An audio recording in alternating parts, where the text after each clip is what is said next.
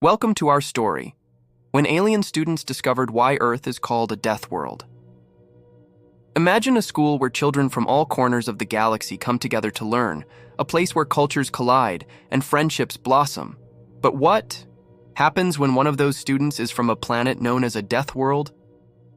Today we dive into a fascinating tale of acceptance, fear, and the surprising truths about Earth. Meet instructor Sabal, a dedicated teacher in charge of the largest group of multi-world children in the galaxy. His classroom is a melting pot of cultures, filled with students from various planets, each with their own unique customs and histories.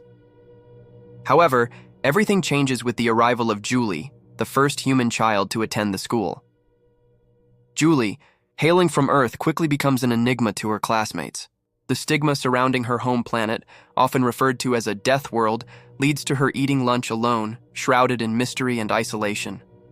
While her classmates share stories of their vibrant worlds, Julie finds herself on the outside looking in longing for connection but unsure how to bridge the gap.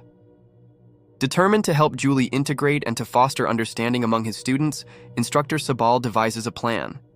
He assigns a project. Each student must create a video presentation about their home world, focusing on its dangers.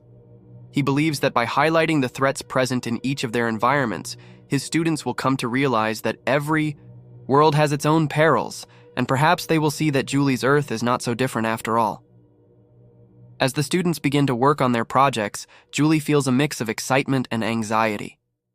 She knows that her home planet is filled with dangers, but she also worries about how her classmates will perceive her.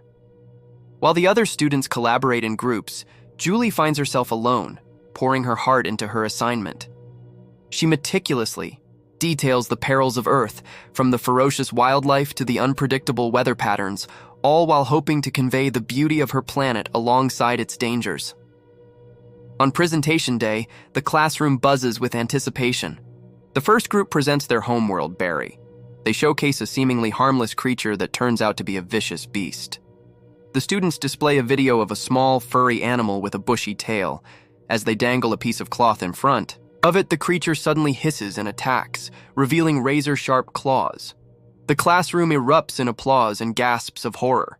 Julie watches, confused, as her classmates react with awe and fear. When Julie raises her hand, pointing out that the creature looks like a house cat, laughter erupts again. But Instructor Sabal insists that this creature is a deadly predator, and the students nod in agreement, still buzzing from the excitement of the presentation. Julie can't help but feel a pang of frustration. To her, this is just a normal part of life. The next presentation introduces a terrifying creature from the skies, described as a harbinger of doom.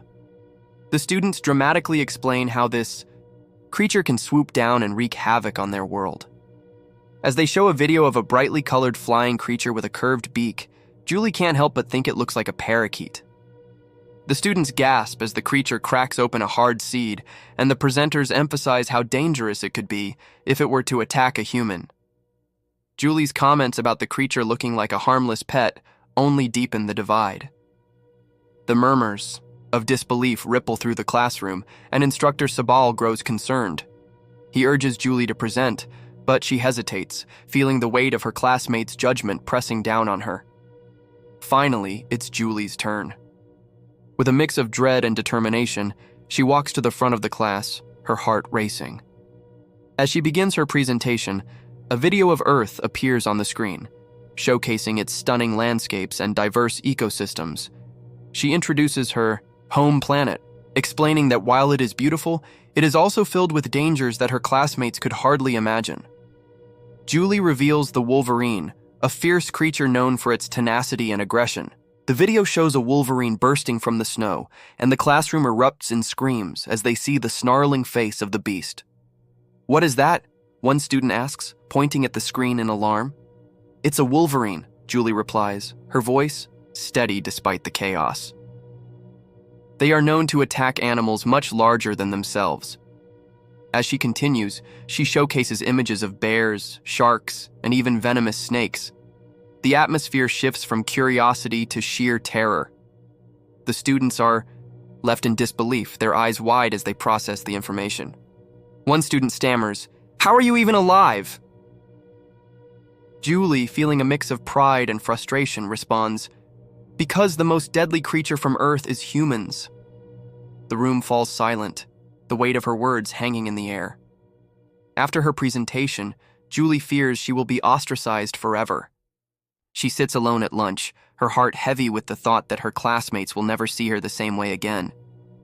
But as she nibbles on her sandwich, something unexpected happens.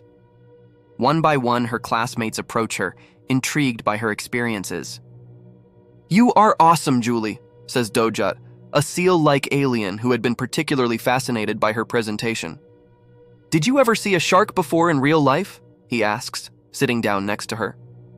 Shocked but pleasantly surprised, Julie nods and shares her story about catching a shark while fishing with her uncle. As the lunch period continues, more students gather around her, asking questions about the vampire bats, the wolverines, and even the bears. Julie finds herself surrounded by curious classmates, transforming her isolation into newfound friendships. Instructor Sabal watches from a distance, a smile spreading across his face. He knows that his plan, though unconventional, has worked. Through her presentation, Julie has not only shared the dangers of her world, but has also opened the door to understanding and acceptance among her peers. The once feared Deathworld is now a source of fascination and admiration, and Julie has finally found her place in this diverse classroom.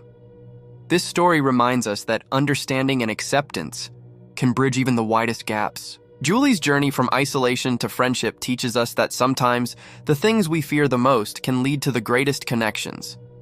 If you enjoyed this story, don't forget to like, subscribe, and hit the notification bell for more amazing tales from the galaxy.